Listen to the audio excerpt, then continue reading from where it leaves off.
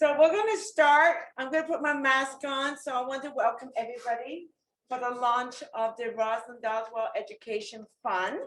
And to begin, I want to welcome our three special guests. One of them is not here, but Sheena is joining us with spirit, right, Kathy? So I'm going to introduce the chair of the board. I think all of you met Brian already. He doesn't need a lot of introduction. So Brian has been the chair of the board since I've been your executive director, and he needs no introduction. He's been with us for a while. So Brian, I'm going to let you carry away and introduce our very important guest for this launch today. So Brian, thank you for joining us. Thank you, Sue. I see from the agenda that I have 3 minutes to do this. So I'm going to throw away the 14 or 15 pages that I had already written and just narrow it down to something very brief. I think we all know that it's just over a year ago that all our lives changed dramatically to some degree, but I don't think anywhere else that it changed as dramatically as it did for you people working at the center.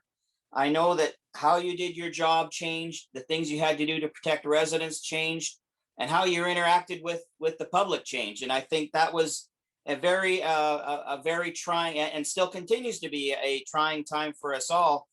But I want to acknowledge all the hard work that's been done there to keep everyone safe. And I want to say that on behalf of the board, we are very, very grateful for all the hard work that's been done at the center. I think that we've gone through this, and I'm going to knock on wood if I can find any here, that we have not lost any residents or staff to COVID, and that we continue to take the care of the residents as our top priority.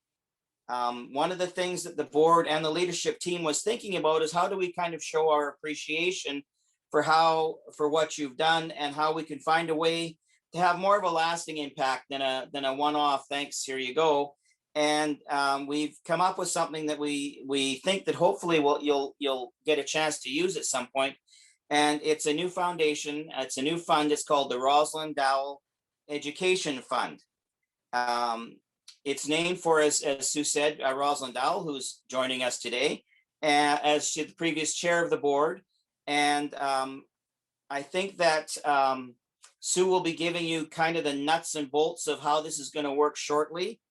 But before that, I think I'd like to turn it over to ROSSLYN to spend just a few minutes with you to kind of tell us why an education fund. ROSSLYN. Thanks, Brian. Oh, can everybody hear me? Yeah. So as you know now, I'm ROSSLYN DOWELL, and I'm very honored to have this fund bear my name. When Kathy called and asked me if I was willing to do this, I thought about it and I got excited because really it brings together three things I'm really passionate about: seniors, education, and the Bennett Center. So I thought it would be a great way to honor those three things. And as I was thinking about what I was going to say today, I recalled my first encounter with a nursing home, a long-term care home. And I was an activation coordinator at one when I was in university. And this was not a very nice place. It certainly was like the old warehouses of the 70s, but it left a lasting impression on me how much the simple activities that we organized, what an impact they had on the quality of life of the seniors, the residents living there, and also the dedication of the staff, regardless of what that place was like. People really put the needs and the quality of the residents' life first. Those two things really led to advocacy I've done throughout my life.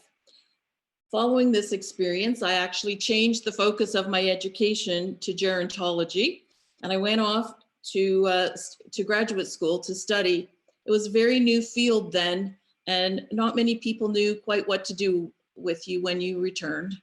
But I got my first job at the Education Committee at the Council on Aging in Ottawa, advocating and designing intergenerational educational programs. And another inspirational story that came to mind this week was about a special auntie I had who decided to go to college in her 60s. in order to be an RNA.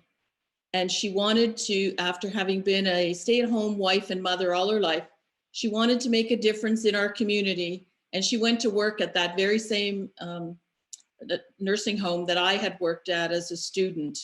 She had the time and the resources to pursue her dream.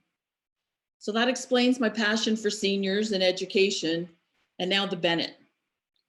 So for 6 years, I had the privilege of serving on various committees and the board of directors, thanks to my friend Kathy, who caught me as I was retiring and convinced me that it would be a really good idea to do something to make a contribution to my own community. So for 4 of my years, I was the chair of the board. And while there were changes in management and struggles with our identity as a village, challenges, the one thing that was constant was the quality of care that was shown to the residents by the frontline staff at the Bennett. During this time, we celebrated 20 years of long-term care at the Bennett Center, and all the volunteers and families who came to celebrate with us were very clear on how much they appreciated the dedication of the staff. Having spent a lot of time at the center during my time as chair, I had the privilege of meeting many of you and learning about your aspirations for the home and what you loved most about working at Bennett. I saw the potential in so many people to move to the next level. I also learned about the impediments you faced continuing your training. That's what I hope this fund does for you, removes one of those barriers to continuing your education. I'm so proud that a small donation could spawn such a great idea, and that others have also supported the idea with their own contributions. Sue, to you and the team that came up with this idea, bravo. I will continue to support the team and do what I can so that as many of you as possible can benefit from it.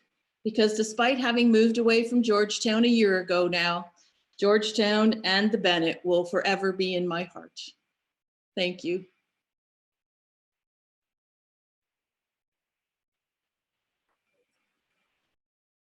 Sure. So we're going to share the criteria of this education fund with everybody, okay? And then we're going to put it on the S drive, Sonia? Sure. Okay, along with the application form, all right?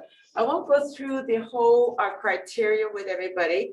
What I am going to go through is that it's for employees either full-time or part-time, okay?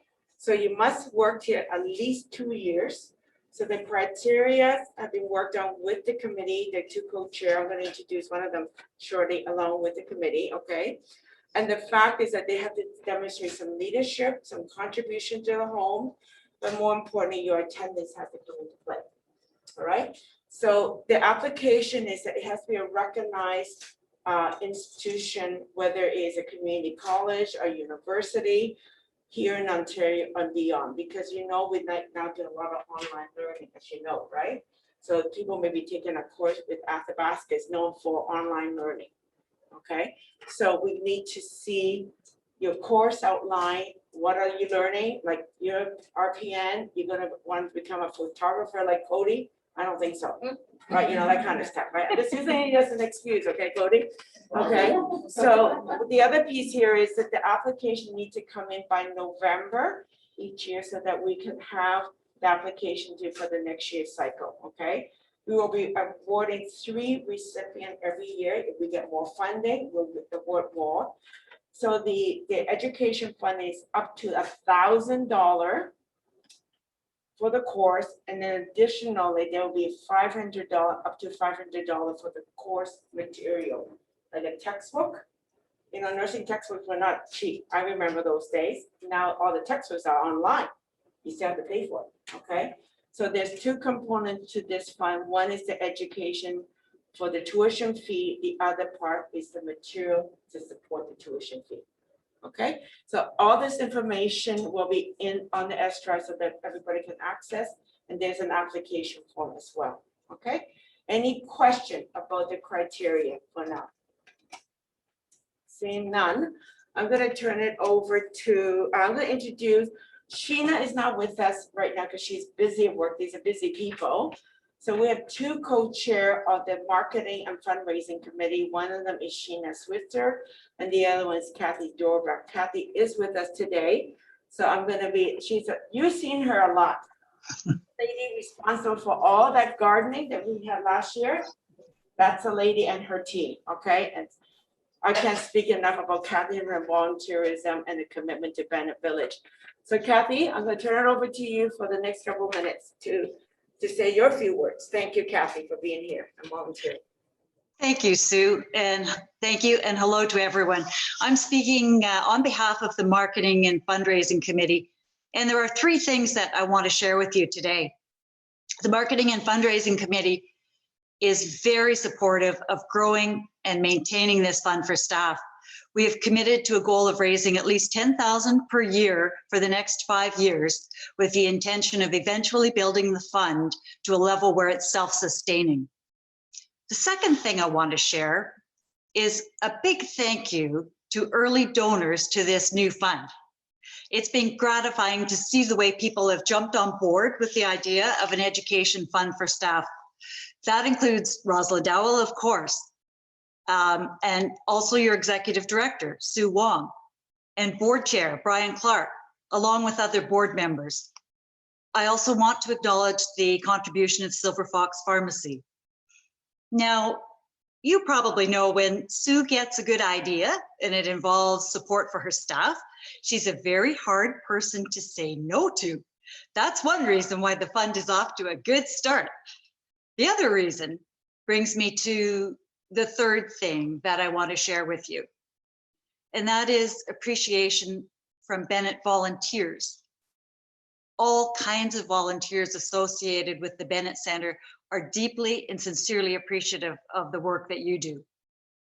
There's a recognition that working in long-term care can be challenging at the best of times. And this past year has not been the best of times. Your efforts and your staying power, the way you do your jobs with skill and caring, have made Bennett volunteers look for ways to show their appreciation. And the ROSSLYN DOWELL Education Fund has benefited from that. I would like to add my personal thanks and appreciation to you as well. And with that, I'll turn it over to Sue to lead a short question and answer session about the fund. Thank you. Okay, I'm just going to turn it back to the team. Are there any questions to the chair of the board, to ROSSLYN, to Kathy, or to myself about this education fund? I know you guys are keeners, okay? It can't be that quiet. Okay, so questions. Q&A. Anybody? An example was given earlier today when I was discussing this with someone. So if someone is in one role right now, and wanted to become a PSW, we know there's grants out there right now for PSWs, but let's say that disappeared. They would be able to use this money if they applied and it went to Sheridan College to become a PSW. They can use those funds, correct? Yeah. So depending on how many people apply every year as well, because right now the first year, we're looking at awarding 3 recipients. There may be more applicants, so we're gonna look at that as well too.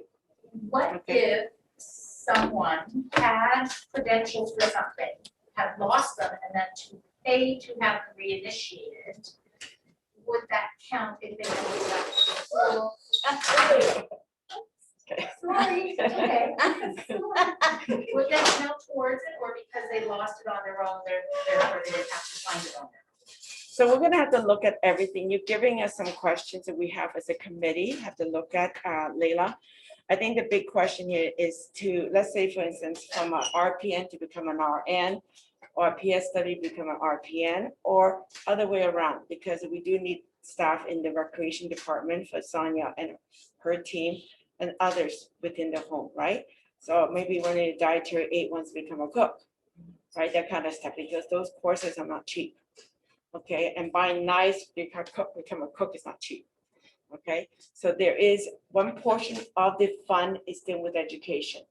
The other portion is dealing with material, whether it's a uniform, because some uniforms are more expensive than others, And similarly, the fund also allows you, let's say at the beginning of the course, you have some challenges paying for the course, you could ask for some advancement. Okay, so that means that if you have some financial challenges, you could ask for some advancement, but it's our expectation that you have to complete the course, right? Because we're giving you money, and we gotta make sure there's a grade attached to that. That's accountability. Okay, did I answer that? Elizabeth? How about undergraduate courses? Yep, any kind of courses, okay? That's reflective of your discipline or the profession. Like I said, if you're taking a course to become a photographer, I don't think the home needs photographer right now, except for this guy. Okay, however, but if there's a course that you're thinking about towards a degree.